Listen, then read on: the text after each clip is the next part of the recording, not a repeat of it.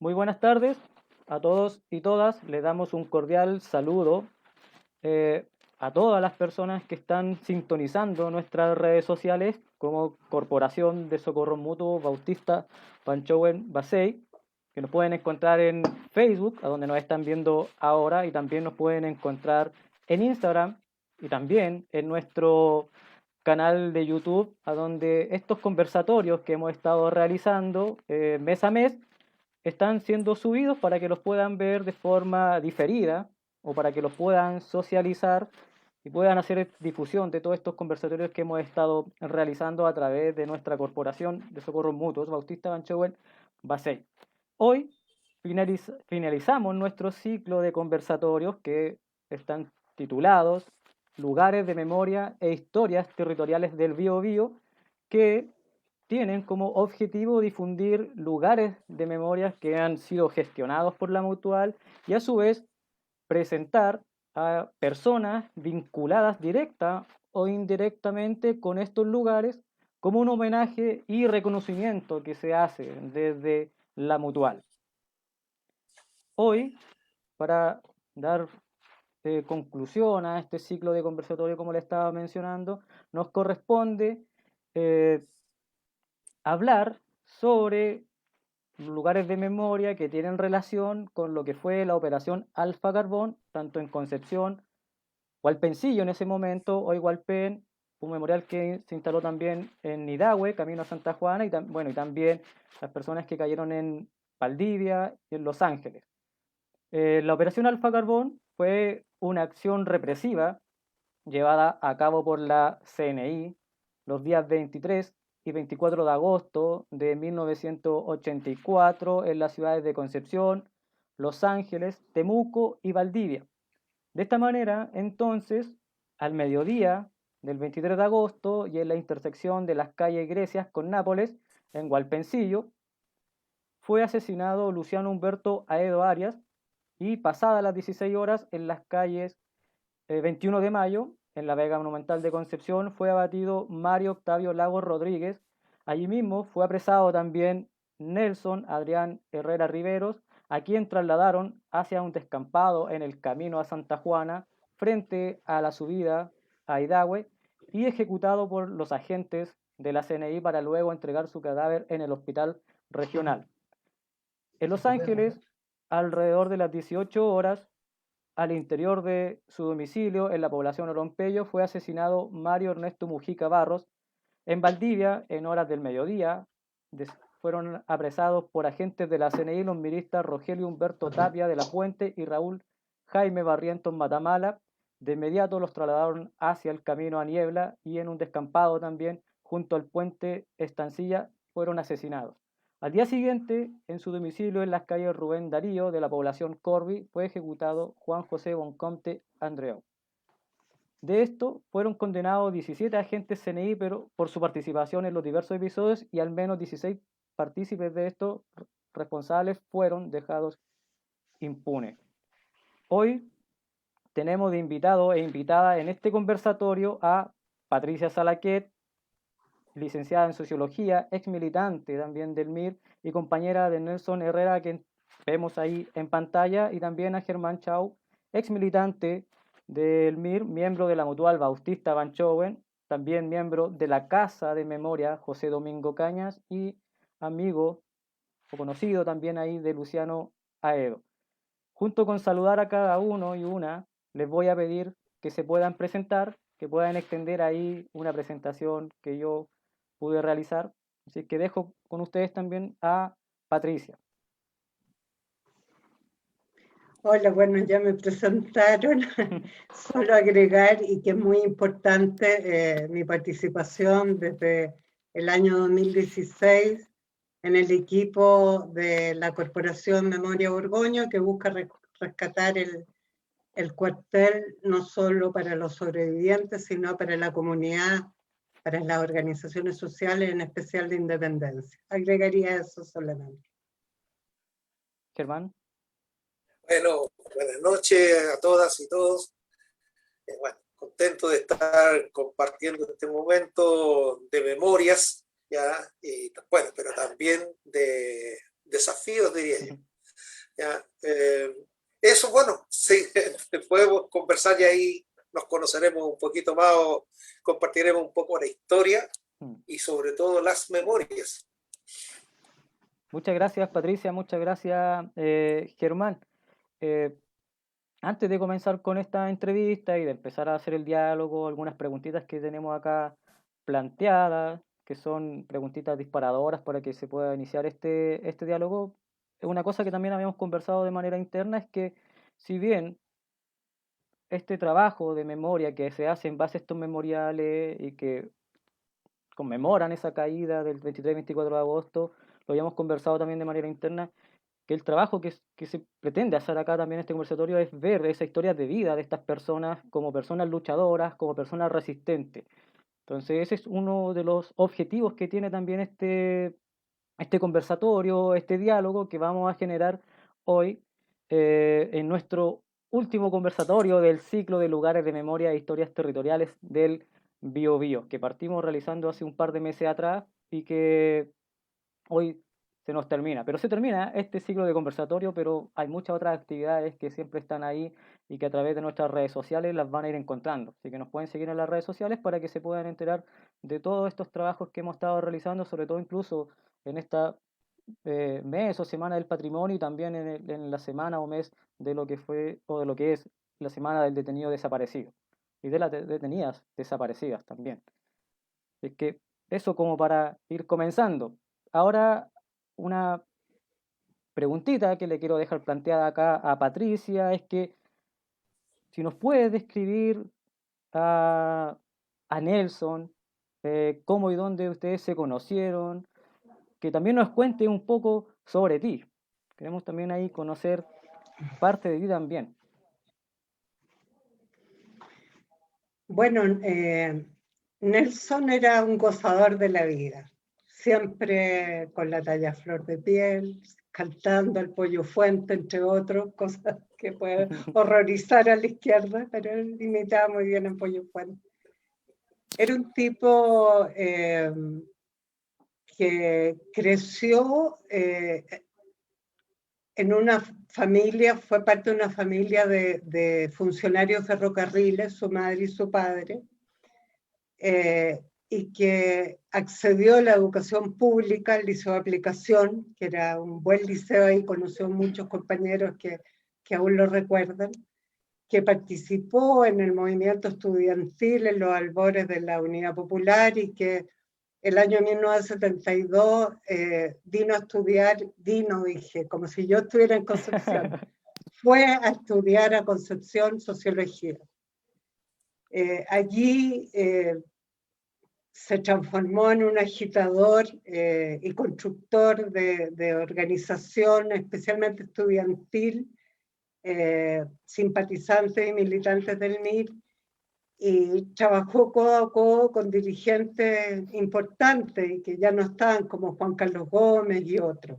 Fue muy amigo de Juan Carlos Gómez. El golpe de Estado los pilló en la universidad y fue muy difícil lograr sobrevivir, y la fortuna permitió que Nelson no fuera detenido, y después de un tiempo en que los estudiantes estuvieron de casa en Concepción logrando evadir, porque él obviamente lo expulsaron de la universidad, logrando evadir la represión, volvió a Santiago. Nunca dejó de pertenecer ni militar en el MIR, y fue, yo diría que como militante, un constructor de fuerza social, popular y partidaria tremendamente creativo y original. Tremendamente democrático también. O sea, incluso dentro de una vida clandestina que se prestó y se va a prestar siempre, y hay casos muy, muy dolorosos en el que fue nuestro movimiento, el movimiento Izquierda Revolucionaria, aún en una vida viviendo de manera clandestina y construyendo partidos de manera clandestina, él trató de fortalecer las relaciones humanas entre los militantes de la mejor manera posible. Y trató y lo hizo, porque yo milité con él, de escuchar siempre a la militancia y de intervenir en la medida de lo posible. Yo creo que eso fue un acierto y a la vez un error que le costó la vida. Intervenir en la medida de lo posible en las tareas que se realizaban, en las acciones que se realizaban. Él sufría mucho pensando que tenía que, digamos, diseñar, organizar algo y no participar. Fue uno de esos, digamos. Bueno, yo lo conocí,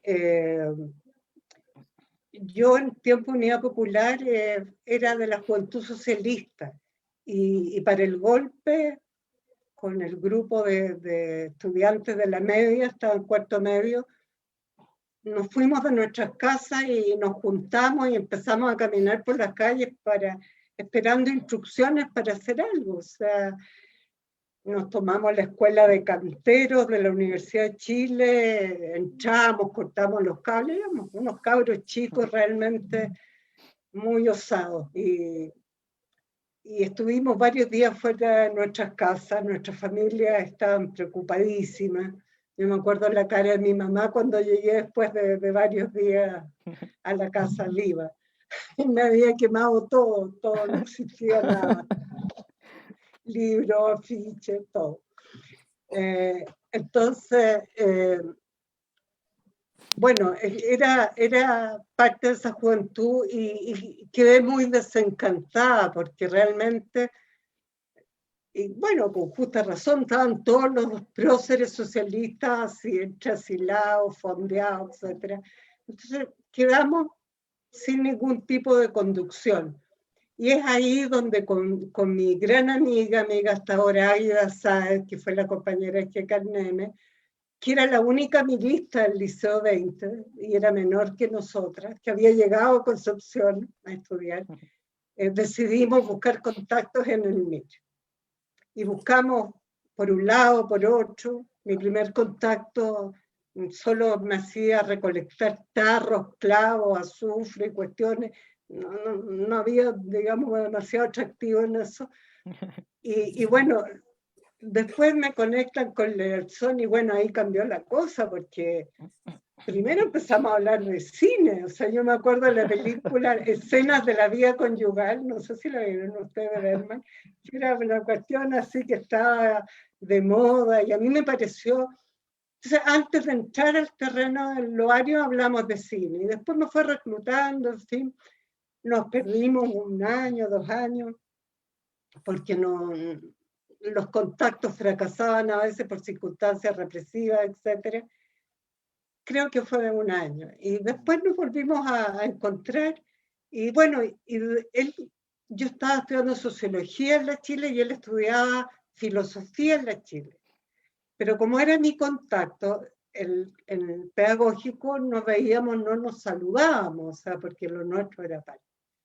Y en fin, llegó un momento en que tuve que tomar una opción, ya nos hicimos compañeros y la opción era dejar de estudiar porque nos designaron a abrir trabajo sindical, el Cordón Cerrillo, y después a construir el trabajo de la zona Caro Chagavía, donde formamos el primer, no sé si fue el primero, pero el primer comité local del MIR en esa zona.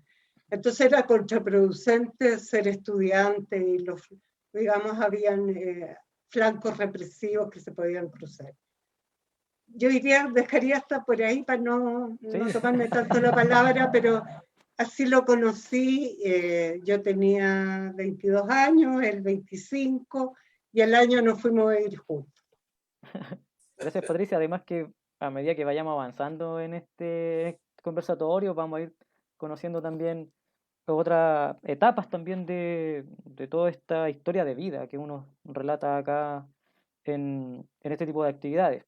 Así que ahora también, para continuar, le quiero dejar una pregunta también acá a Germán, es que, ¿qué recuerdos tienes tú de este grupo, o Luciano, que tú nos comentabas que se conocieron, ¿qué recuerdos tienes tú sobre ellos, pero en lo cotidiano, no tanto en lo político, sino de cómo también ustedes se conocieron? Bueno, yo diría que parte del relato de Patricia acerca de cómo era Nelson Benito, podría decir, mira, perfectamente cabe en el caso de Luciano.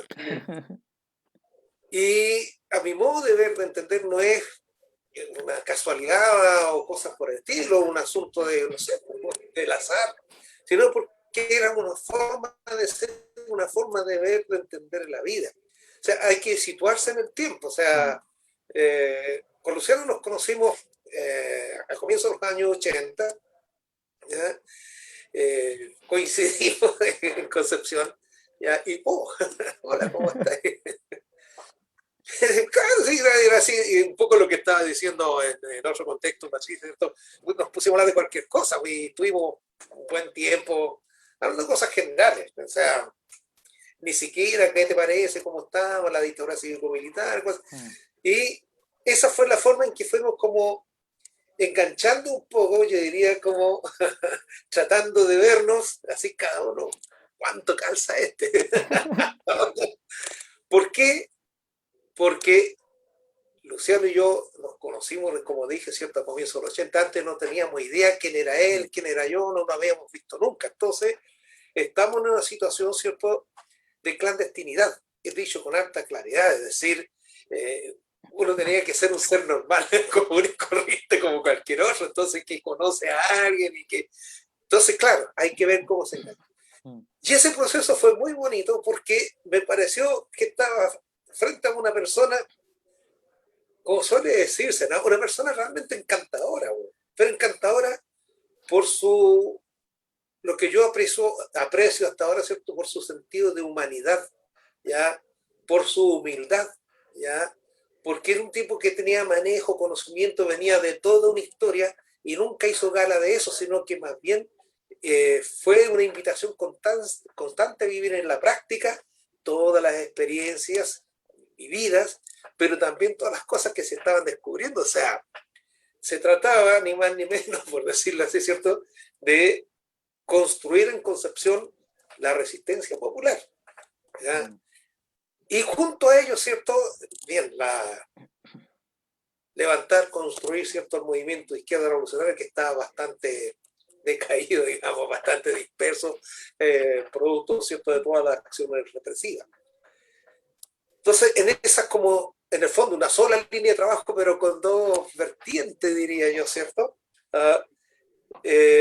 Fuimos viendo, o sea, fuimos conociendo la ciudad, fuimos conociendo sus recovecos, ¿ya? Fuimos compartiendo ideas de cómo hacerlo, de la gente que fuimos conociendo, etcétera, etcétera, etcétera.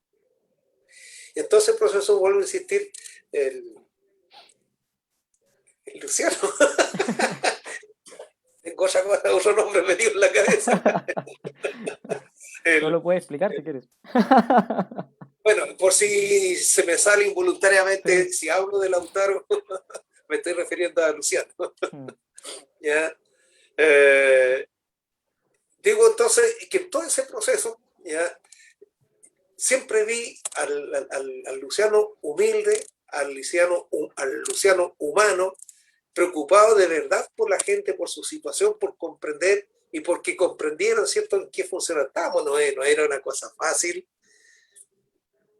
Y no sé si se logra uno formar la idea, no sé, la gente, los compañeros o las personas más jóvenes, lo que es acercarse a una persona, conocerla, como se dice en buen chileno, empezar a venderle la pomada de la resistencia popular, ¿ya? Entonces tú empiezas a tomar el contacto a nivel de estudiantes secundarios, de estudiantes universitarios, en poblaciones, en sectores de trabajadores, en sindicatos, ya en Concepción y un poquito hacia las afueras de Concepción, para el lado Chiguayante, un poco tirando para el lado de la zona minera, etcétera, etcétera. Entonces un trabajo muy duro, arduo, ¿cierto?, difícil, porque medio desesperanzadora es así. Claro, porque bueno, todos los bemoles que tiene esta historia, ¿no? Pero una vez más, ¿cierto?, rescatar que el ánimo siempre era alto, la sonrisa del chico fue, pero un aporte enorme en ese sentido, en mantener, yo diría, la llama viva, siempre viva la llama de la resistencia y todo ese tipo de cosas. Y claro, eso también lo decía con nuestros aportes, que era su lado humorista, al menos conmigo nos contábamos, de repente andábamos por ahí, teníamos que hacer tal cosa y para tal lado, el tiempo, qué sé yo, ¿ya? Y le gustaba contar chistes, pero pucha, era fome, entonces yo me reía, que no te voy a enojar, pues chicos, si esa es la verdad. Oye, chico, y se contaba una historia y se mataba de la risa, y yo me reía porque era fome. Y me reía no solo porque era fome, sino porque a él lo encontraba gracioso, ¿ya? Un pequeño detalle, ¿eh? Cosa que era notable en la vida del chico, en su vida militante, ¿ya? Es que cuando se daba cuenta que parece que como que no se entendía mucho, te explicaba. Entonces te contaba un chiste y si tú no te reías, entonces, bueno, ¿qué pasó? Es que entonces empezaba a desarmar el chiste y te iba contando, ¿no? Es que mira, es que esta situación, es que esta... De hecho, un buen chileno decía, chico, la cagáis más que tratando de explicar. Pero eso que es anecdótico y muy bonito para mí, memoriarlo nuevamente, ¿ya? Esa misma actitud, facultad del Lautaro, ¿cierto?, era para su trabajo. En la manera de explicar, o sea, la didáctica popular, ¿ya? La metodología popular, o sea, de establecer un lenguaje, establecer códigos que fueran realmente significativos. Entonces, en ese sentido, lo que yo conocí del trabajo que hizo el chico, sí, efectivamente fue construyendo, fue un constructor de ese punto de vista. Bueno, yo dejaría también hasta ahí, pero así nos conocimos, así compartimos, yo diría intensamente, porque el periodo de estar juntos, de trabajar juntos fue relativamente corto, ¿ya? Con alto y bajo y una serie de cosas, pero fue muy intenso, realmente muy intenso. De por medio nada más que para citar un ejemplo, vino todo el tema de las protestas del 83, ya, con lo que significó eso. Bueno, ahí hay estas cosas. Después las vamos a profundizar, ahí vamos a conversar quizá en ese contexto, o sea, los años 80 ahí hay una convulsión también ahí de la manifestación social, donde todas estas personas que estamos conmemorando hay una participación importante también. Ahí me quedo con esa parte que dices tú y que también se refleja mucho con lo que decía Patricia y con muchos otros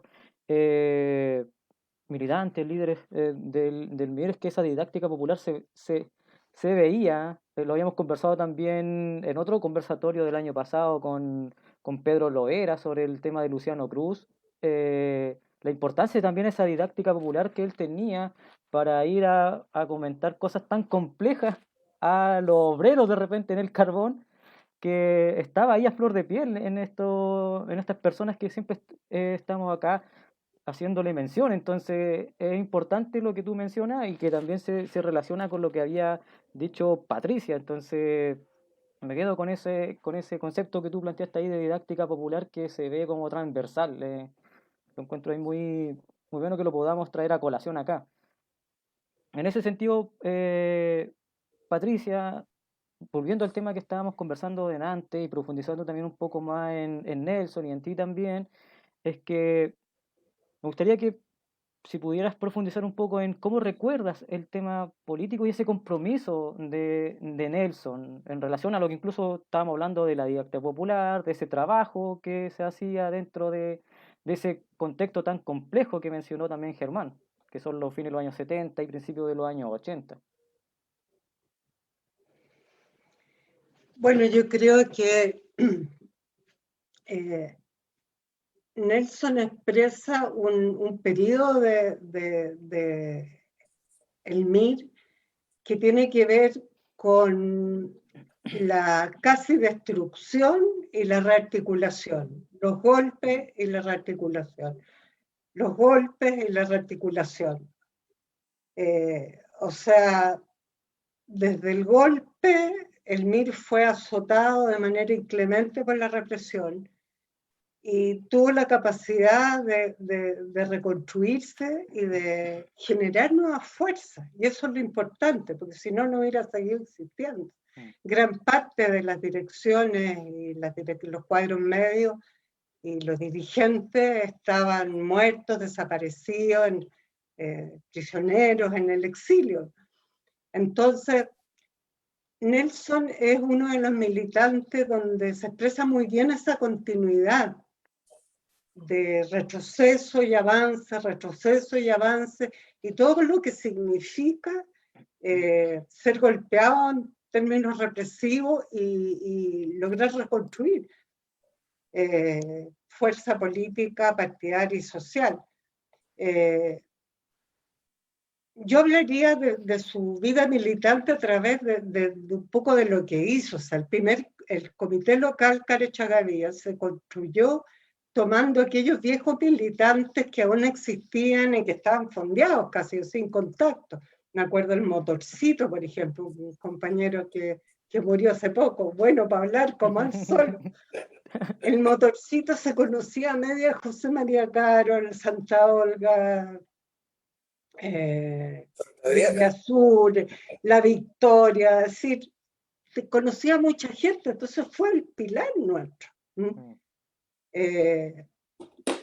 Me acuerdo que íbamos a volantear a las 4 de la mañana con el Motorcito, me llevaba por aquí, por acá, nunca tuvimos ni un problema porque conocía tanto a la gente como a los lugares de represión, en fin. El trabajo de Carechagavía para mí fue lo más hermoso de mi vida militante, porque se construyó desde cero. Y desde cero porque no teníamos ninguna conexión con la dirección. O sea, nos autoconstituimos descolgados. Y bueno, y después hubo, digamos, conexión con el Regional de Santiago y con la dirección, en fin. Pero además nos tiraban para atrás el trabajo. O sea, nosotros desarrollamos un trabajo en función de la trabajo poblacional y de la carencia de vivienda muy potente. El tema de los allegados en ese entonces era explosivo. O sea, a pesar de la tremenda represión que significaba tomar su terreno, lo hacían, porque era tal nivel de miseria y de hacinamiento que la gente hacía lo que fuera. Y nosotros fuimos los organizadores, y en especial Nelson y otros compañeros como el Juan Rojas, que está en Santiago, el Didier, que está en no sé qué parte en Europa, de la primera toma de terreno en dictaduras. Fue un trabajo que hizo el MIR, pero que lo hizo desde una perspectiva de trabajo político y social, con todo el resguardo que significaba tener brigada de autodefensa, construir milicias, resguardo, etcétera. Aplicábamos todo lo que se podía del trabajo de seguridad enseñamos de manera didáctica, como dice el chino, todo aquello que puede ser más complejo en función de una acción específica. Eso fue en julio de 1980. Y sale en uno de los capítulos de esta cuestión del cardenal o de estas series que se hicieron, hay por ahí una reseña de esa toma de terreno. Bueno, Nelson destacó justamente por esa cualidad organizativa y política, por ese conecte con sus compañeros, con sus pares y con los compañeros subordinados, con ese conecte tan profundo, no solo en la militancia, sino en sus propias vidas, de entablar conversaciones personales, de apoyar, en fin. Y se fue desarrollando y nos mandaron, lo enviaron a Concepción, a hacerse cargo de la dirección del Biobío al sur, el Teatro de Operaciones Sur. Y ahí constituyó un equipo que fue una cosa muy especial, y lo que conversa Germán es absolutamente cierto, se cagaban de la risa todo el día y hacían reuniones 2, 3 días, este grupo donde estaba el Mario Lago, estaba el Mario Mujica, estaba el Bonconte. Bueno, el Bonconte era parte de otro grupo al sur, pero bueno, Nelson se juntaba con algunos, pero la dirección original estaba el Pichi, que es el Aedo, el Luciano Aedo, estaba el Nelson, el Mario Lagos, que estuvo sobreviviente en el Tume, el Mario Mujica, sobreviviente en Aguelbuta. Eran como ellos, como los motores de César, el Ignacio Villaurrázaga, que uno de los sobrevivientes, y ellos se cagaban de la risa, se rayaban las manos, parecía internado masculino, se tiraban tallas pesadas. Al final a veces llegaba complejado el Nelson y me decía, oye, ¿por qué me dicen que tengo la cabeza tan grande? ¿Cómo no? Le digo yo, si son envidiosos porque tienen una frente amplia, bonita, están dando para ti, no te preocupes, pero eran así, bullying, puro bullying. Bueno, en esas reuniones también salían ideas muy, muy potentes. Cuando estábamos en Concepción fue el pleno de La Habana, el año 1983, y finales de 1983, comienzo de 1984. Y se hizo toda una preparación por regiones, y bueno, y se escogieron delegados democráticamente, y Nelson fue. Ya era miembro del Comité Central en ese entonces, junto con el Pichi también, con el Luciano Aedo. Y fue al pleno de La Habana, fue un viaje impresionante, nunca había salido del país, y volvieron con una línea política y militar a impulsar como prioridad a nivel nacional, que eran los levantamientos locales. Y en ese esfuerzo, en ese periodo de preparación fuerte, sobre todo en la zona del carbón, es cuando empieza a acercarnos la represión hasta que llega el golpe del 23 de agosto de 1984. Solo para sintetizar, o sea, puede venir de cerca, muy cerca lo que puedo hablar de Nelson, pero hay muchos compañeros que lo han dicho. Nelson fue uno de los militantes verdaderamente importantes en la reconstrucción partidaria en Santiago, después en el sur, y que entendió de manera muy clara ciertas desviaciones autoritarias dentro de la propia organización y que estaban minándonos nuestra capacidad deliberativa y nuestra democracia interna, que si bien un movimiento clandestino siempre es limitada, lo era más. Y una cosa muy importante, logró comprender en ese entonces algo que yo ya venía planteando, el tema del feminismo. Porque yo me di cuenta claramente que mi rol en Santiago fue uno, y cuando fui madre y compañera de un dirigente fue otro. En Concepción yo hacía todo el día barretina, estaba en una base de AGP con la Chacaltana, que también sufría los rigores del feminismo.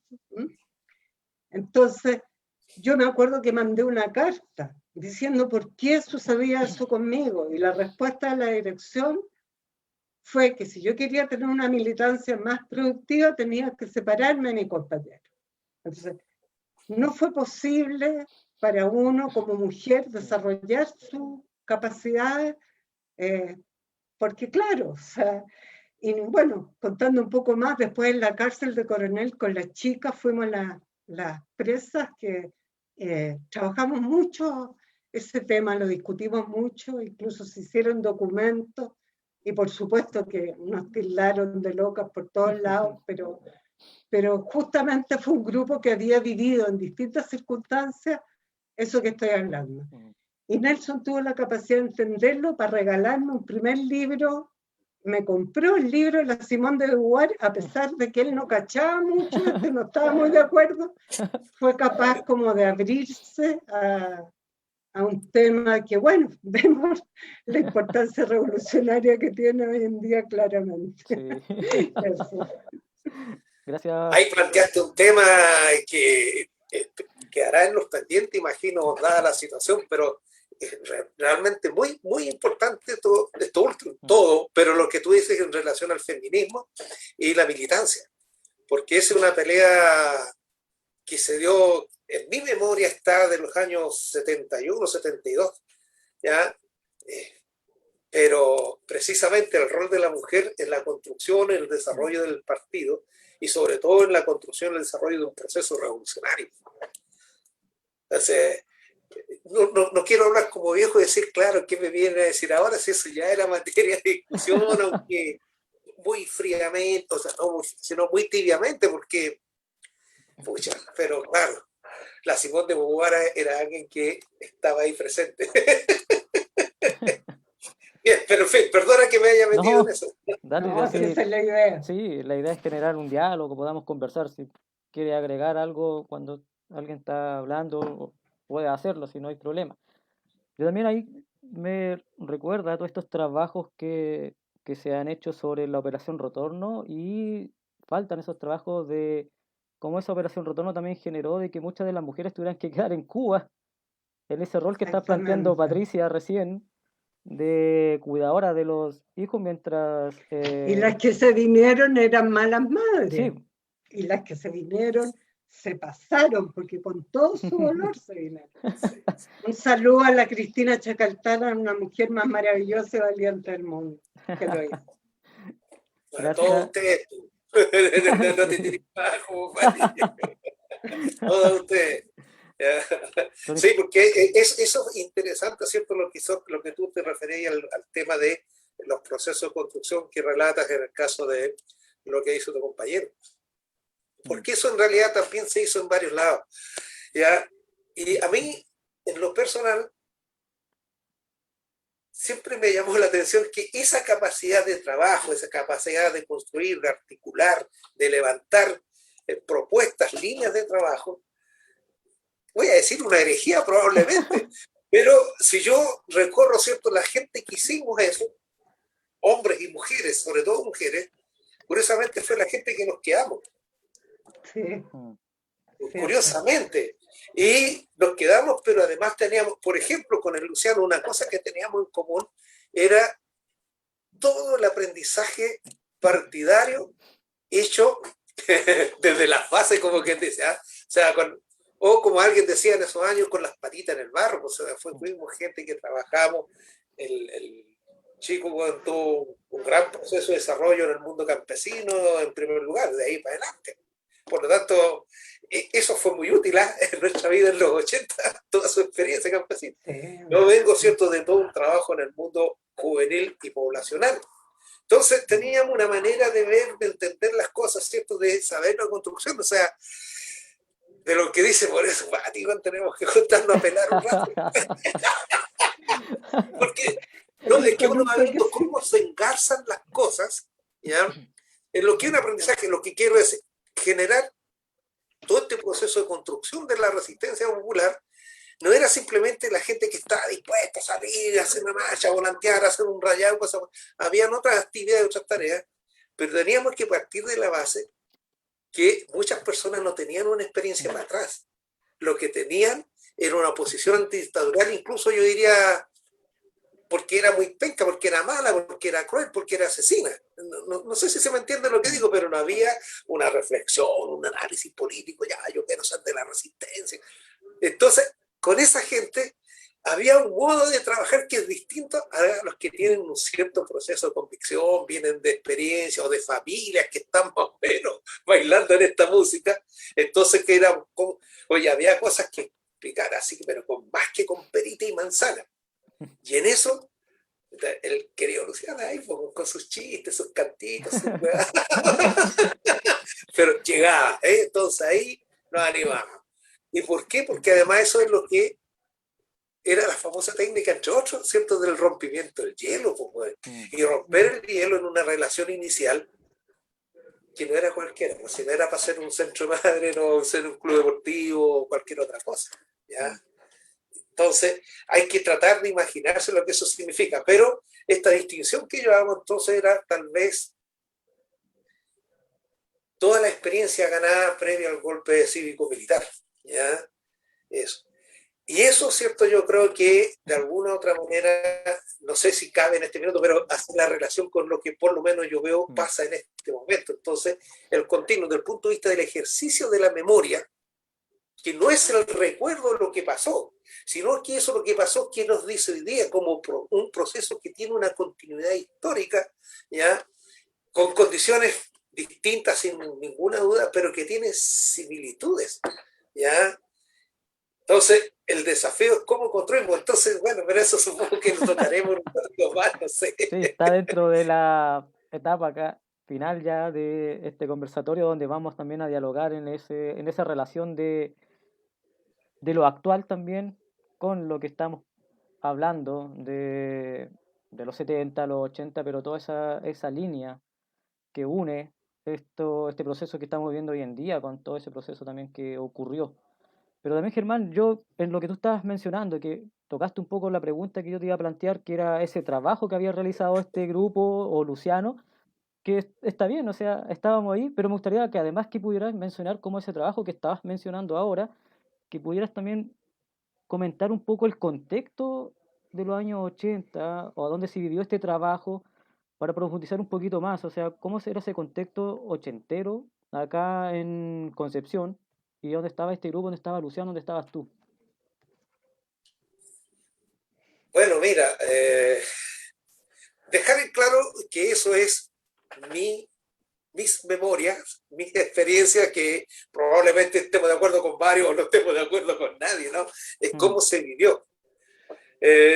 Como una idea previa, ¿cierto? Hay que entender que los 80 son fruto de los 70. No es, es un gran aporte, pero lo que quiero decir es que hay que partir los 70, no de 1970, sino del 73 para tener cambio radical en la historia del país. Entonces se establece todo un terrorismo de Estado, ¿ya? Por lo tanto, el nivel, ¿cierto?, de persecución de las ideas contrarias a la dictadura cívico-militar, ¿cierto? O sea, todo lo que fueron los asomos de resistencia, en realidad, de resistencia activa contra la dictadura, ¿cierto?, fueron realmente perseguidas, tratadas, en el fondo, de hacerlas desaparecer, cosa que ocurrió en términos materiales también. Entonces, en ese contexto ahí se genera toda una dispersión, toda una serie de situaciones que son propias, yo diría, de un fenómeno de esta naturaleza. Es decir, uno como ser humano de repente le entra el cuco, el susto, el miedo, se deja ya por el terror y bueno, baja la actividad, se va, o lo que sea. O sea, ocurrieron muchas cosas, eso está dentro de nuestra historia y hay que asumirlo, reconocerlo, porque son parte de las dificultades que como historia hemos enfrentado, yo diría, desde siempre. Entonces, una primera tarea es cómo tú das vuelta a eso. En ese contexto, cuando digo los 80, claro, llegamos a los 80 en una cosa que está en el suelo, está dispersa, está bastante minimizada, diría yo. Entonces, por eso se plantea entonces una política de construcción de la resistencia popular y de reconstrucción del partido, ¿ya? Reconstrucción que significa entonces cómo empezamos otra vez a agarrar hilito, la gente que estaba por ahí dado vuelta, que había quedado descolgada sola o lo que sea, ¿ya? O gente, cómo recuperamos confianza, etcétera, etcétera. Entonces, en ese contexto, el Concepción que yo conocí en ese momento no era tan distinto, había muy buena disposición en alguna gente, en algunos sectores de trabajadores, sectores de pescadores, ya en la zona de Talcahuano, San Vicente, ya algunos para el lado de Coronel, ¿sí? Ya, del mundo de pescadores, a eso me refiero, o de trabajadores de algunas empresas que todavía seguían existiendo en Concepción, o en sectores de Tomé. Entonces hay que ir tomando, articulando, viendo, ¿cierto? Un trabajo muy lento, cansador muchas veces. Y eso, ¿cierto? Con todas las medidas que hay que tomar, ¿cierto?, para protegerse. O sea, la autoprotección, la autodefensa, ¿cierto?, es un elemento importante. Entonces, implica generar nuevas formas de vivir todo. O sea, tú, como dije rato atrás, tenés que ser un ciudadano, ciudadana normal, ¿ya? Todo lo que hagáis, o sea, no puede despertar sospechas, cosas por el estilo. Entonces hay un modo de relacionarse. Y en ese proceso, entonces, cómo se construye confianza que te permita realmente la seguridad de hacer tu vida. Si también uno tiene que hacer la vida cotidiana, sobrevivir, ganarse los porotos cotidianamente, etcétera, etcétera, etcétera. Entonces, o sea, hay varias cosas que confluyen ahí. Pero, a mi modo de ver, que no era en el estricto rigor tan diferente a lo que pasaba con, no sé si la totalidad de la población, pero un sector muy mayoritario, que estaba bastante deprimido, gente que estaba cesante, o sea, la cesantía con la desocupación era enorme, enorme, enorme. Los problemas que se plantearon a partir de la desocupación, como fue en muchos casos la pérdida de la vivienda, el arrancharse con un familiar o con un amigo, etcétera, etcétera. O sea, estaba todo en contra, o sea, todo en contra. Dejémoslo hasta ahí. Entonces, ese momento, ya que fue realmente difícil, también, ¿cierto?, significó, curiosamente, la facilidad para hacer el trabajo, porque estábamos en una sintonía de cuál es la razón de ser de la resistencia popular contra la dictadura cívico-militar. ¿Qué es lo que se quería? Claro, y ciertamente, si tú quieres en términos de objetivos, como suelen decir los entendidos, de objetivo estratégico, no era más allá de votar la dictadura. Porque claro, el peso enorme, ¿cierto?, la carga, el punto en contra, pero cruel que teníamos encima, era la dictadura cívico-militar. Y había que ver forma de votarlas, todo ese tipo de cosas. O sea, eso fue de alguna otra manera lo que estaba como sustento, como fundamento de lo que fueron las primeras protestas en Concepción. Primero en Santiago, ya yo no tenía idea de qué estaba pasando en Santiago, todos esos acuerdos, todas esas cosas que se hicieron.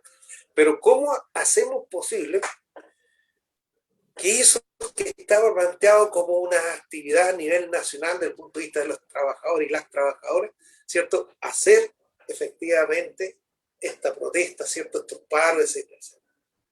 Y no fue sencillo.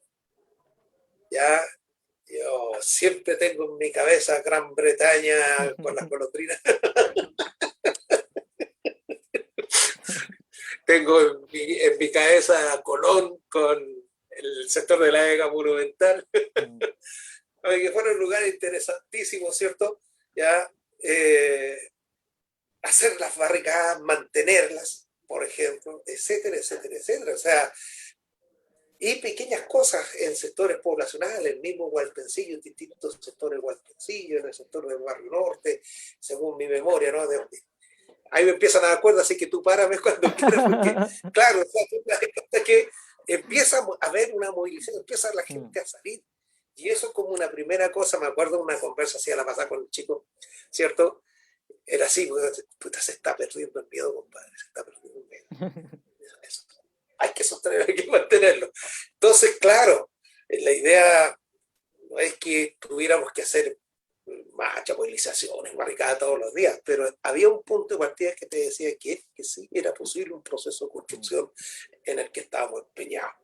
Por lo tanto, ¿cierto? Yo diría que, no diría que fue un trabajo maravilloso, pero yo creo que el trabajo de construcción de la resistencia popular en Concepción sí tuvo un buen nivel de repercusión, un buen nivel de convocatoria y respuesta popular, diría yo, ¿ya?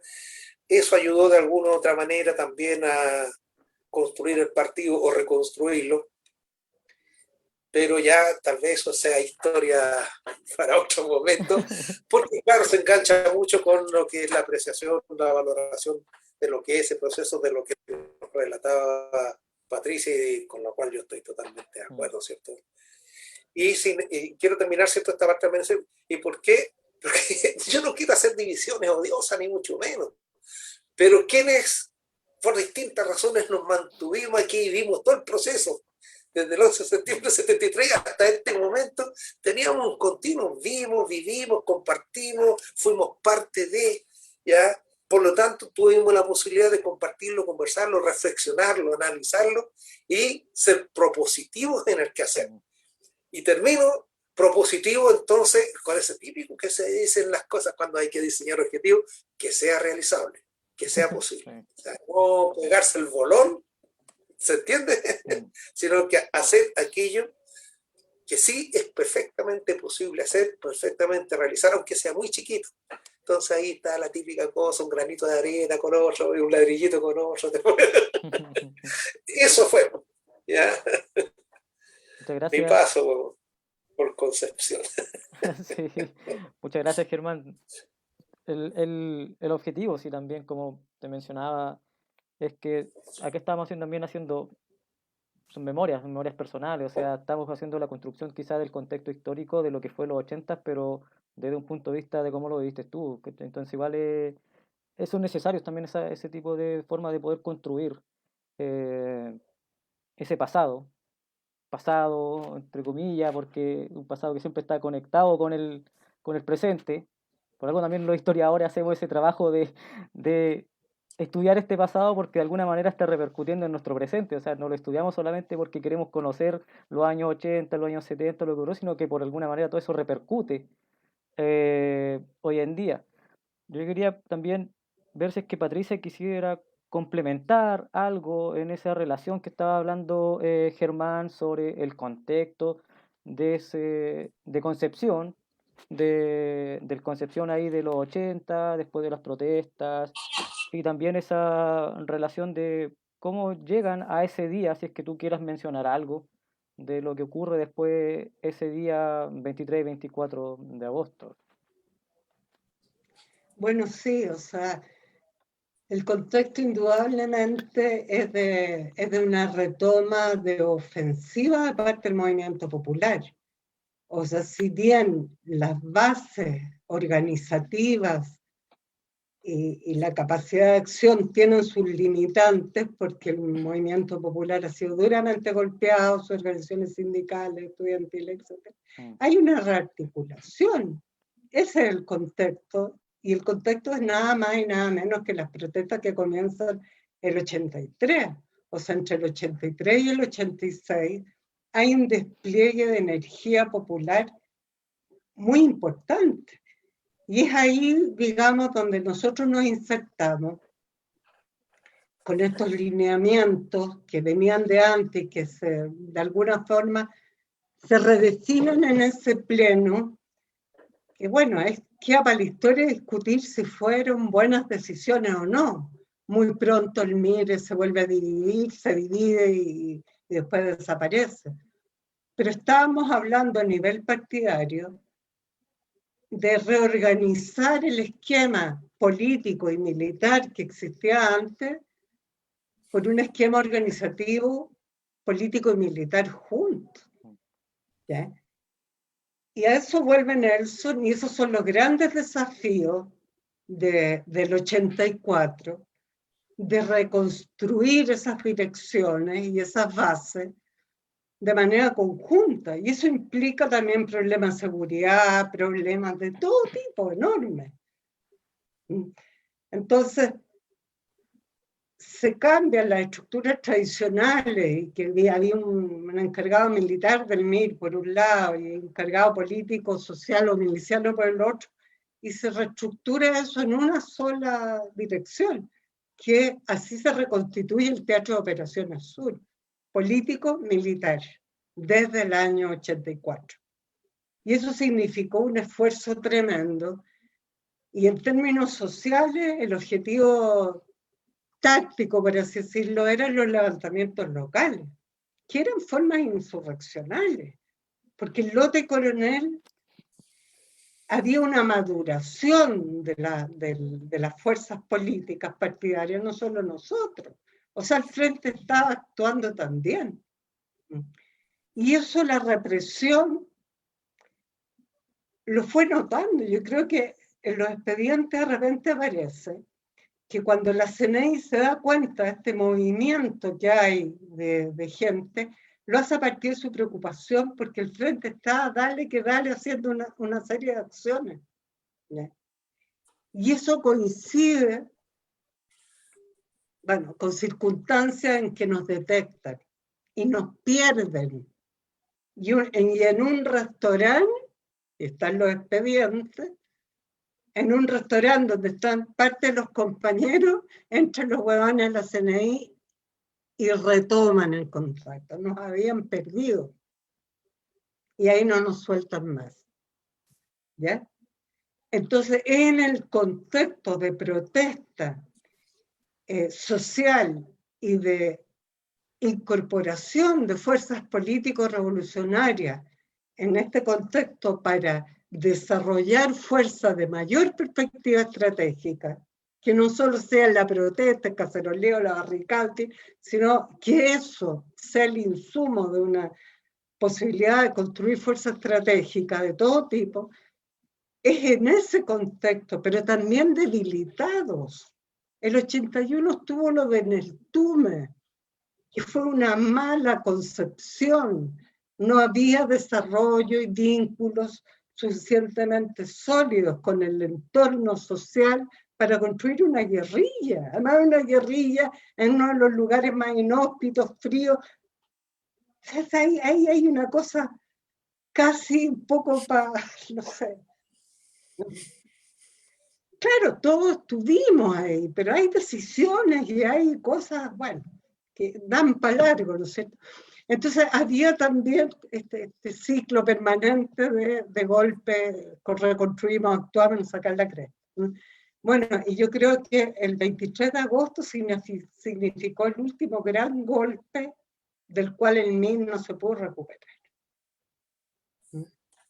Porque habían una serie de lineamientos discutidos en una de las pocas instancias democráticas que pudimos tener en dictadura, que fue ese pleno, donde va gente de Chile, van militantes del exterior, donde se debaten cara a cara en un país como Cuba, que digamos que permitió esto.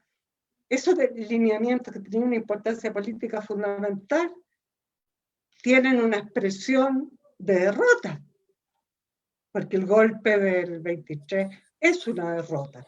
Por más que nosotros levantemos y sigamos levantando nuestros principios, nuestros ideales, nuestros compañeros. Nos sacaron la cresta. ¿Mm? Y ese golpe significó no solo 7 muertos, muchos detenidos, entre los que me incluyo. Un joven de 15 años en Valdivia, detenido. Una niñita de 4 años, mi hija, secuestrada. Y muchos golpes y allanamientos en un montón de zonas, el Coronel, en todos lados. Significó también un grupo de sobrevivientes, donde está el querido compañero Hurón, el Rodrigo, y otros compañeros que también tuvieron que rehacerse, salir para afuera, quedarse, fondearse, en fin. La Pati, ay, Dios mío, estoy mal de la cabeza, la Pati, que era compañera de Luciana Ovedo y tuvo que arrancar embarazada.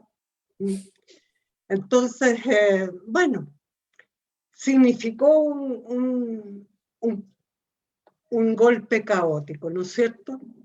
Ahora, respecto a lo que ha significado para nosotros eso, y al tema de la memoria y los memoriales, no sé si puedo abordar eso ya o lo va a preguntar, que es un poco el objeto que no es cierto. Sí, pero dale, bueno, no. Lo que dice el Chino es fundamental, o sea, el tema de la memoria, primero que nada, el tema de los derechos humanos, yo creo que muchos de nosotros los concebimos no como, no solo como los derechos humanos reconocidos universalmente y circunscritos a la vida y a la integridad física, sino los derechos humanos, políticos y sociales fueron también el resorte de actuación del MIR y de las fuerzas más progresistas y revolucionarias. Y siguen siendo, y deben seguir siendo el resorte y la base de las organizaciones de derechos humanos. En algunas no lo son. En algunas el rol y la preponderancia fundamental es, digamos, la justicia transicional. Alguna verdad, digamos que siempre va a ser a media, una justicia que va a ser mínima, en fin. Y exacerbar el rol de víctima que en realidad existe, pero que es muy funcional a lo que han sido las políticas hasta ahora y que le es funcional también al gobierno de Piñera. Pero el tema de la memoria, en este caso, significa reconstruir el imaginario una resistencia que fue utilizando todos los medios de lucha. Y esa es la memoria que nosotros reconstruimos y queremos levantar. Y esa memoria tiene expresiones materiales, siendo la memoria que, en nuestro caso, Cuartel Borgoño no tiene sitio de memoria, pero ahí estamos, dale que dale, o sea, no tenemos el espacio material, existe, ¿no es cierto? No lo hemos conquistado. Pero la memoria, si el día de mañana, no sé, no logramos triunfar y derrumban todo, como fue derrumbar José Domingo Cañas, ¿ya? Pero quedó algo, la memoria es profundamente inmaterial y sólidamente inmaterial. Tiene la misma solidez de la piedra, la memoria inmaterial, ¿no es cierto? Y esa memoria es subjetiva, o sea, estar parado hoy día significa poder tener memoria. Si hoy día no hacemos esta práctica de memoria, la memoria no existe. Es el trasvasije de ayer y de hoy y del futuro. Entonces, más allá de que la lucha por los derechos humanos tiene un sentido, la memoria de cambio social profundo. Si la memoria no expresa eso, no sirve. Es solo un recordatorio. Y creo que los memoriales que hemos levantado los familiares, que ha levantado y cuidado la Mutual Bautista Banchó y que se siguen levantando, son espacios donde uno hace memoria de resistencia, pero son espacios tremendamente colectivos. Y me quiero referir a los memoriales del 23 de agosto. En cada lugar donde murió 1, 2 o 3 compañeros, hay un memorial por los 7, no por cada uno. ¿Ya? Y esa ha sido la lucha de los familiares del 23 de agosto, por justicia. Desde que viajó el Monseñor Santos a Santiago, estábamos presas con la Cristina, hicimos una huelga de hambre para que se nombrara un ministro en visita, no se pudo, se nombró un fiscal, bueno. Hasta que finalmente logramos que el proceso judicial fuera uno solo, porque estaba en Los Ángeles, sobreseído, en Concepción y en Valdivia. Y la CNI que había actuado era una, y la orden había sido una, y los compañeros que mataron eran un gran equipo que estaba al sur del Biobío. ¿Comprende? Entonces, es muy lindo sentir que en esos memoriales y sentir en este grupo de familiares que los conocemos a todos. El Mario, Lago, lo que cuenta la Katy, la Tamara. Y quiero hacer una última reflexión que es súper importante. Los cabros, los hijos, la Tamara Lago, la Javiera Herrera, el Germán Mujica, la Olivia Tapia, la Javiera Boncomt, que vive en Suecia y que nació con un daño permanente, producto de la prisión de su mamá. La Inés Castillo estaba embarazada cuando mataron a Juan José Boncomt. Estos cabros han reconstruido una memoria. ¿Dónde queda abajo el Luciano? Claro. Ah, sí, el la Pati, perdón, el Lucianito. Sí, el Lucianito. El Luciano, la Pati, perdón, amo esos cabros. Son tantos que y uno está viejo. Bueno, entonces, estos cabros, con X o cabres, se han leído expedientes, se han mamado sesiones en el Congreso, o sea, han analizado documentos del Instituto Médico Legal. Yo lo sé, yo de repente digo, es demasiado, ¿ya? Y estos cabros ahí están, y son preciosos, y son amigos entre ellos, y se quieren y se cuentan las cosas. Entonces, cuando estos compañeros nuestros hablaban de su hijo en las reuniones, cada uno babeaba más que el otro. Según Nelson, su hija era genio, porque le enseñó el abecedario como a los 2 años. Entonces, estos cabros, ahí están, ¿ya? Y el grupo de madres y de compañeras, ahí estamos, y expresa un colectivo que tiene que ver con lo que pasa hoy. Hoy día no sirven ni los grandes líderes, ni las grandes ideas, ni los individualismos. O sea, está más claro que nunca. las ideas colectivas y el trabajo colectivo es fundamental para reconstruir este país. Eso no. Qué buena, Gracias, gracias. Padre.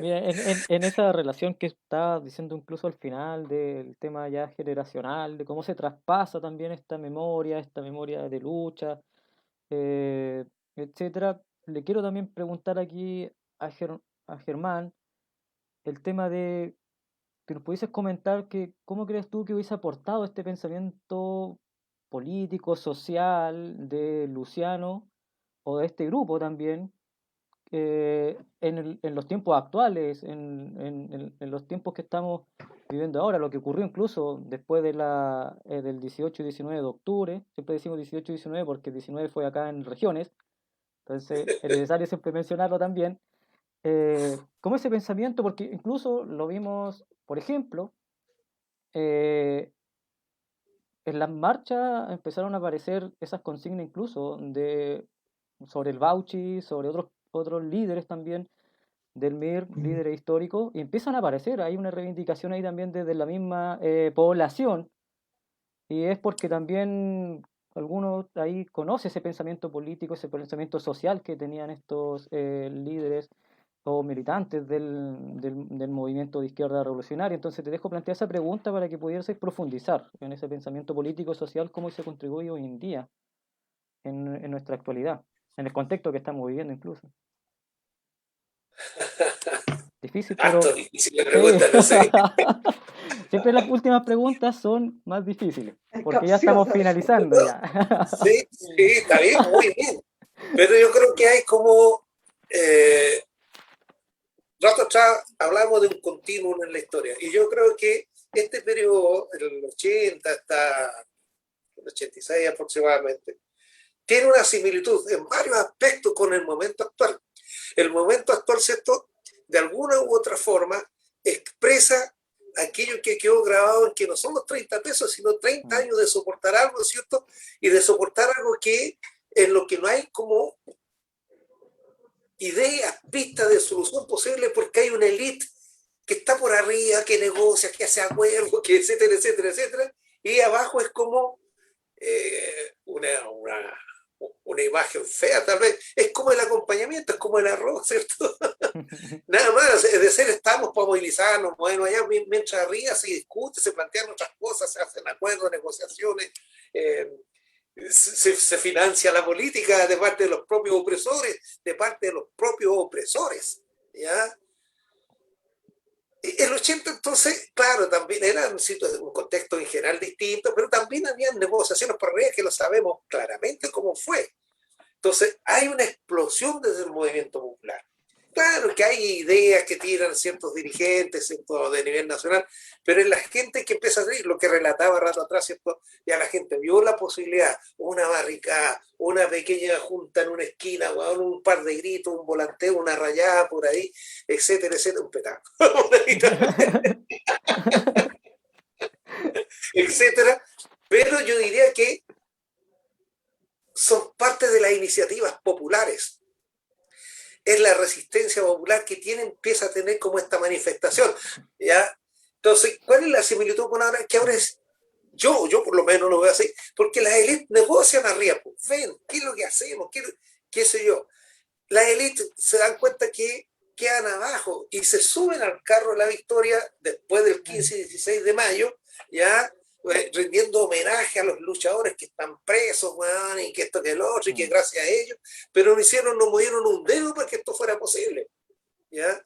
Entonces yo creo que la iniciativa popular, la capacidad de movilizarse, organizarse hoy día está en un plano exactamente puesto así, en un proceso que de inicio de una construcción mayor, pero de una construcción que no reconoce una orgánica. O sea, para mí no deja de ser interesantísimo el hecho de que las grandes movilizaciones populares, ya particularmente del 18 de octubre para acá, ¿cierto? La bandera del Gualmapu, ya, y a lo más la bandera chilena, pero no hay expresiones institucionales, orgánicas de partidos.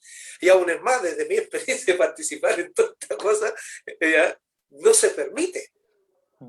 ¿Ya? No se permite. Es decir, yo creo que hay una apropiación del movimiento popular de sus propias capacidades de comprender, de organizarse, de movilizar, de luchar con todos los problemas que hay, porque esto, claro, han contado así, parece que es fácil, no tiene una serie de cruces, de subidas, bajadas. Quienes participamos en asambleas territoriales sabemos cómo se da eso, lo que cuesta, pero sin embargo, ¿cierto? Permanece, ¿cierto?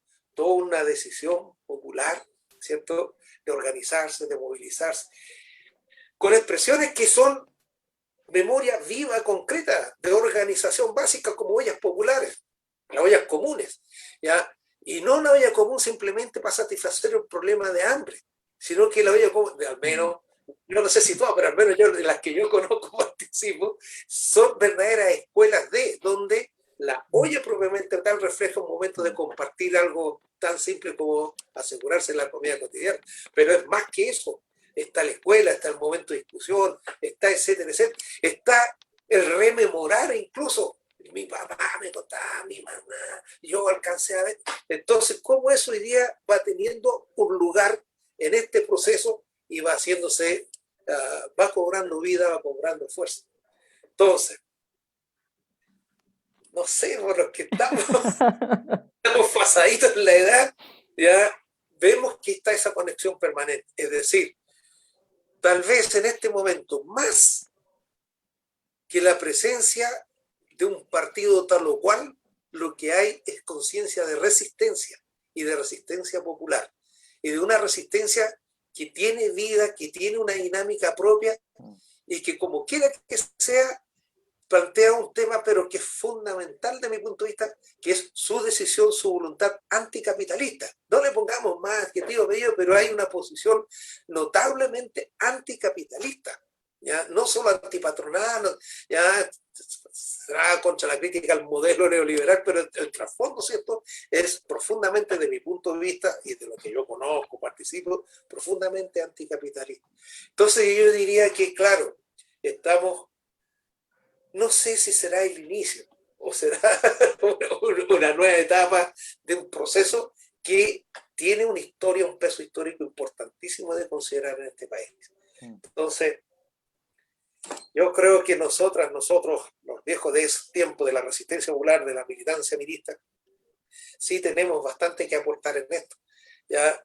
Y no solo como memoria, no solo como recuerdo, un poco lo que decía Patricia, ¿cierto? El memorialcito, podemos ir allí porque hay un símbolo de un momento, de un suceso, de un hecho, pero ese memorial no es más que eso, una cosa, la piedra que está ahí en Lorenzo Varela, ¿cierto? La estrella que está en Hualpén, ¿ya? Pero eso, para que sea real, es lo que somos capaces de seguir haciendo, construyendo cada día, ¿cierto? Con ese peso histórico, con ese peso de la memoria, con esa demanda histórica en definitiva, de organizarnos, movilizarnos, luchar, para que efectivamente seamos capaces de construir una sociedad, por último, simplemente humana, más humana, ¿ya? Que está en lo que hemos compartido hasta ahora, que está en lo que fue Luciano, en lo que fue Nelson, en lo que fue, qué sé yo, no sé, Mario, en lo que fue cada uno de nuestras compañeras, compañeros, ¿ya? Que fueron abatidos el 23-24 de agosto del 84. A mí, entre paréntesis, pequeña cosa, a mí me carga eso de caídos. Para mí caído es algo que cayó y no está. Cada uno de nuestros compañeros sí cayeron, fueron asesinados, pero cayeron parados, cayeron de pie, que están vivos. Si nosotros somos capaces de mantenerlos vivos, vigentes, validados ahora en nuestro quehacer del día, ¿ya? Por lo tanto, claro, materialmente les quitaron la vida, los asesinaron. Pero eso de caído, yo le doy vuelta, digo, no, pues bueno, alguien cae cuando queda en el olvido. Alguien cae, ¿cierto?, de los nuestros, digo en general, cuando ya es simplemente una mirada para atrás y una lágrima tal vez, y no un compromiso de lucha hoy, en este momento, ¿ya? Entonces yo creo que esas son, para mi gusto, como las distinciones que hay que hacer, pues bueno, o sea, yo no sé, cada vez que paso frente a la Vega Monumental veo el monolito ahí, o las pocas veces que pude ir a Hualpén, ya, sí, ya, pues aquí estamos. Aquí estamos y seguimos en la pelea, o sea, seguimos. Yo a veces, y no es broma, no es broma, yo a veces, en determinados lugares, qué sé yo, y no es, puede ser que uno está medio rayado también, digo, chico, ¿te acordás? El bulichito que fue. Hay una picadita en el barrio norte, ese churrasquito con ajo que hacía una señora que tenía un fuentito. Bueno, y lo de contar. Sí, estamos en la pelea, estamos en la parada todavía. Y como dices tú, es totalmente vigente, hay una línea que siempre conecta, no por nada también las poblaciones que se levantan en la revuelta social son poblaciones emblemáticas que habían estado en lucha también durante los años 80, Barrio Norte, Lorenzo Arena, son las mismas poblaciones. Quizás agregar también que hoy en día ha tomado fuerza también Barrio, o sea, Boca Sur, que en su momento quizás en los años 80 no tuvo tanta fuerza porque era una población que se estaba recién construyendo, que había sido construida con gente que había sido sacada de las tomas de terreno de Concepción, entonces la gente que en ese momento todavía no se conocía bien, no se podía articular y organizar, pero que sí generó un pasado histórico importante de resistencia y que en la revuelta social tomó bastante participación, o sea, hoy en día es una población emblemática que genera una resistencia popular y que se suma a esas poblaciones que teníamos, que era Barrio Norte, que era La Huita La Perdiz también, Lorenzo Arena, como les mencionaba, y bueno, y otras que se me pueden escapar acá en Conce, en el Gran Concepción, Coronel, etcétera. Entonces también eso va generando esa nueva, o sea, rearticulación que va generando la continuidad que mencionaba Germán entre lo que fueron los fines de los 70, los 80, la resistencia popular, el 83, 86 y hoy en día. Y a mí me quedó esto que dijiste tú, que me gustó bastante, de que como la olla común es ese espacio también que se genera como un espacio de formación, que es importante porque tú lo mencionabas en el sentido de que a ti te pasó en esas ollas comunes, pero se da en varias, en otras más que yo conozco, se da esa dinámica donde se genera este diálogo generacional también entre personas que vivieron esa lucha en los años 80 y que también trabajaron en esas ollas comunes y que aprendieron también de ahí y que también lo vuelven y se replica y se enseña y se genera este espacio de formación política, formación social, entonces va más allá de generar esa olla común. Me gustó mucho eso que mencionaste. Entonces, a Patricia también me gustaría que pudiese profundizar en lo mismo que estábamos hablando con Germán, en esa vigencia de ese pensamiento, de esa lucha social, política, etcétera, entre Nelson o este grupo o ese contexto de los años 80 y la vigencia de hoy en día. Mira, yo creo que hay una parte que es como bien simbólica, ¿ya? Y que generalmente se repite, el ejemplo de los compañeros, la vigencia son luchas. Hay que tener ojo, no es un traspaso mecánico. Y también hay que tener ojo porque muchas veces los que fuimos del 80, del 70, en fin, los que participamos, tuvimos alguna experiencia o conocimiento del tiempo de la dictadura, expresamos mal ese conocimiento, lo expresamos como jineta, o lo expresamos de una manera un poco autoritaria, especialmente con los jóvenes. Se da mucho en el mundo de derechos humanos que, especialmente los familiares, he conocido compañeras jóvenes que se han salido de ciertas organizaciones porque existe una especie de, oye, tú me vayas a venir a decir a mí lo que pasó. Y a mí me enferma esa cuestión, o sea, en Borgoño tenemos una cosa muy equitativa con las jóvenes y yo en realidad aprendí un montón de cuestiones que no tenía la menor idea y lo he aprendido de ellas. Espero haberles traspasado también ciertas cosas de nuestra experiencia. Pero, y también en términos más globales, hay que tener cuidado, porque no es una cosa mecánica del 70 al 80, del 80 al 90. Cada década, cada año, expresa una transformación del mundo, no solo social, del mundo productivo, del mundo político, de las instituciones. O sea, en Chile se refundó el país. El golpe tuvo ese propósito. Cambiar el crecimiento capitalista de producción y de mercado hacia adentro por un por otro modelo, que es el modelo exacerbado que conocemos ahora. Entonces, hoy día también estamos viviendo, yo pienso, algo que no conocemos muy bien, ¿ya? La intermediación de los partidos dejó de ser intermediación. ¿Habrá otra forma de organizarse que no sean los partidos políticos? Yo creo que algo viene diferente. Estamos viviendo un cambio de periodo en muchos aspectos. Esto se está expresando en todos los países. O sea, se desata una crisis ambiental, de sanidad, y los modelos empiezan a crujir.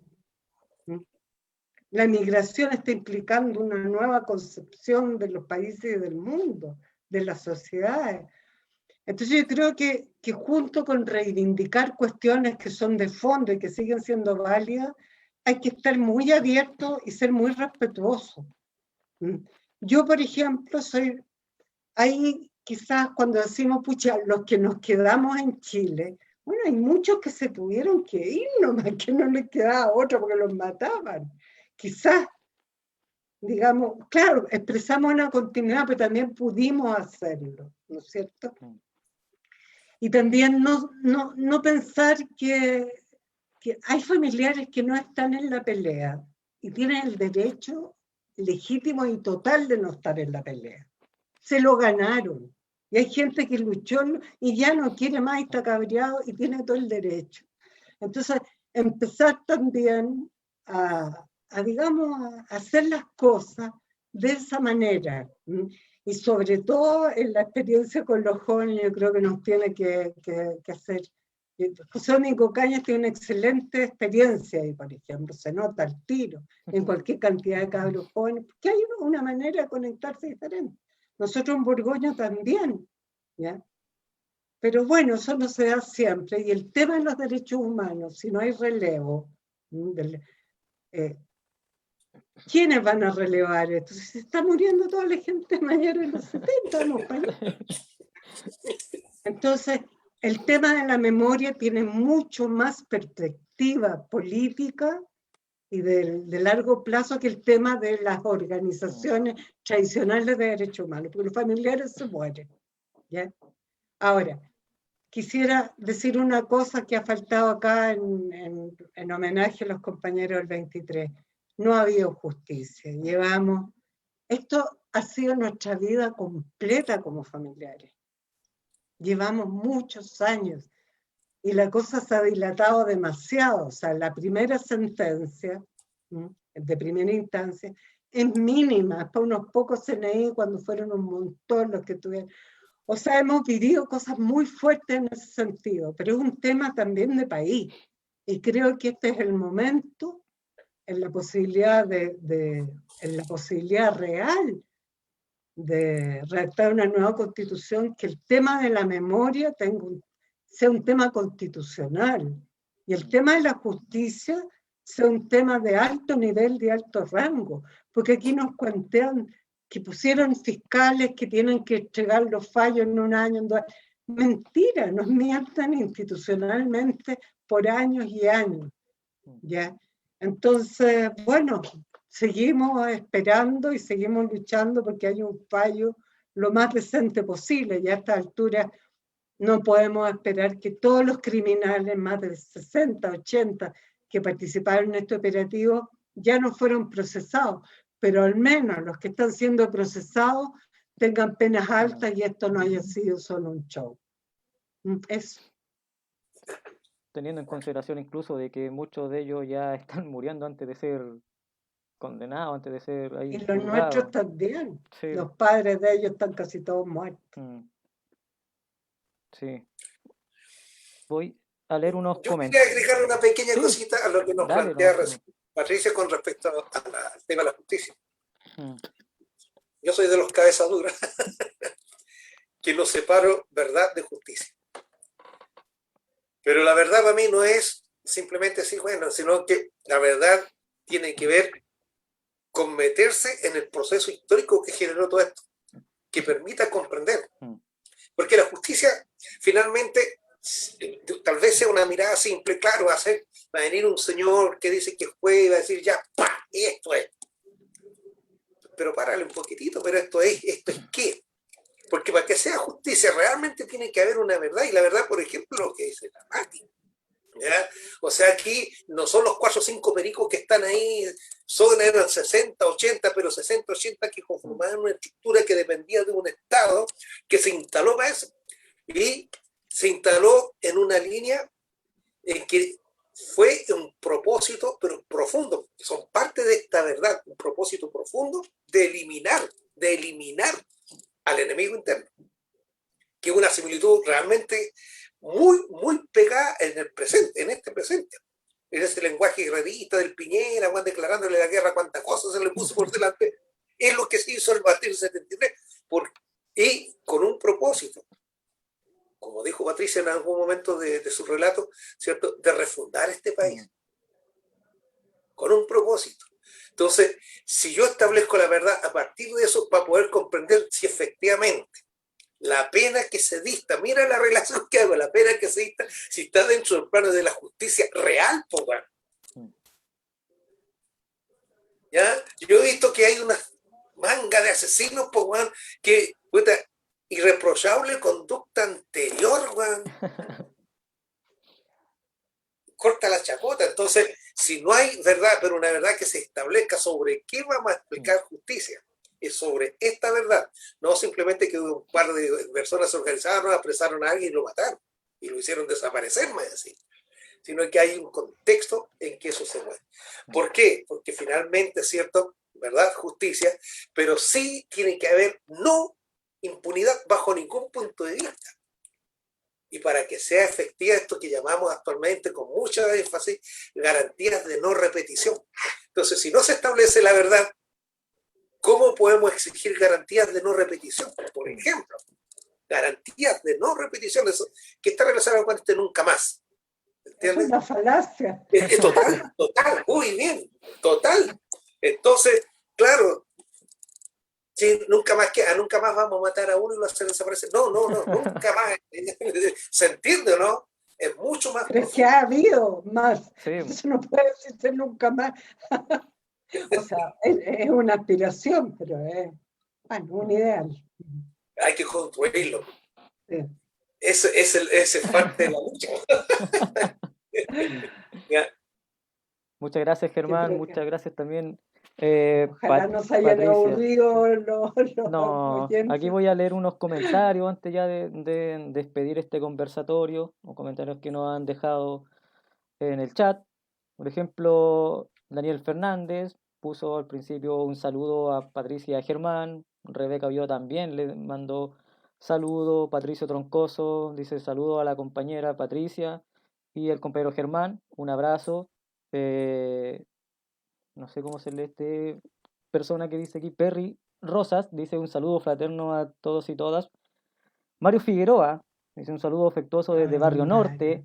Felicitaciones por recordar a nuestros héroes y mártires, su experiencia y legado. Saludos. Carmen Rosana dice saludos desde Coronel. Rebeca de nuevo dice gracias Patricia por tus palabras llenas de experiencia, de mujer militante, compañera y madre.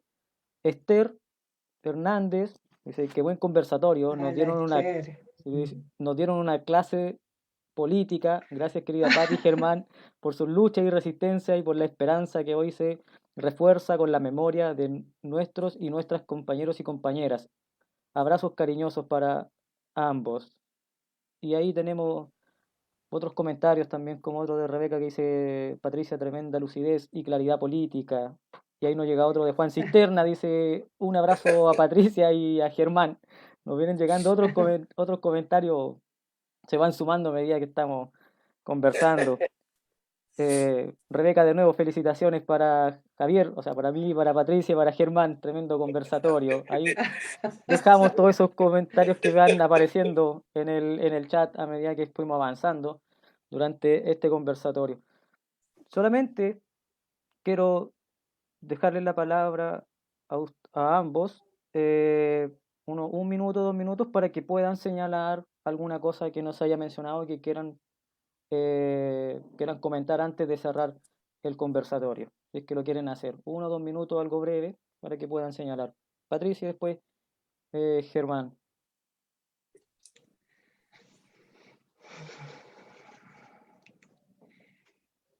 Muchas gracias por compartir sobre nuestros compañeros, sobre Nelson en particular.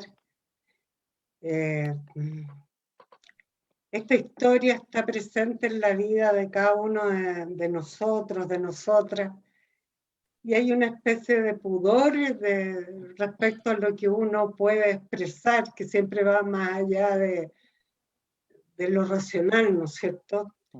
Hay sentimientos que no es fácil compartir, pero Concepción para mí es una historia muy, muy importante. Dejo muchos amigos y mucho agradecimiento a toda la gente que nos apoyó cuando estábamos en la cárcel de Coronel, que siguió apoyando a las compañeras que quedaron cuando yo salí.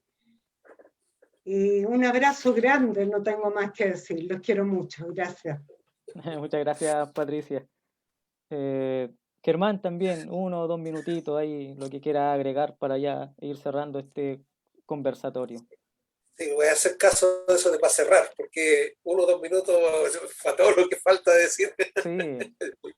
No, pero igual que Patricia, ¿cierto? Agradecerte a ti por tu acogida, por apoyar, por conducir este conversatorio, a la Mutual, a las compañeras, le mandarle un abrazo grande, ¿ya? Y agradecimientos también, ¿cierto? Porque yo creo que es importante esta línea de conversatorio que permite ya hacer ejercicios de memoria, de memorias, ¿ya? Que son tan importantes. Y quiero aprovecharme un poco el pánico,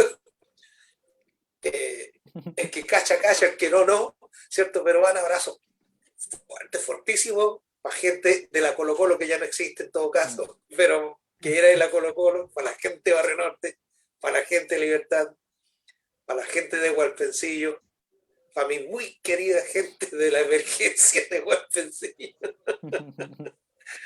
Para la gente, bueno, de la zona media, bueno, al igual que Patricia, para mí Concepción es una parte muy importante, muy fundamental en mi vida. ¿Ya? Toda una experiencia de vida, de aprendizaje, de enseñanzas. Entonces, bien, gracias, compañeros, muchísimas gracias. Gracias a ustedes.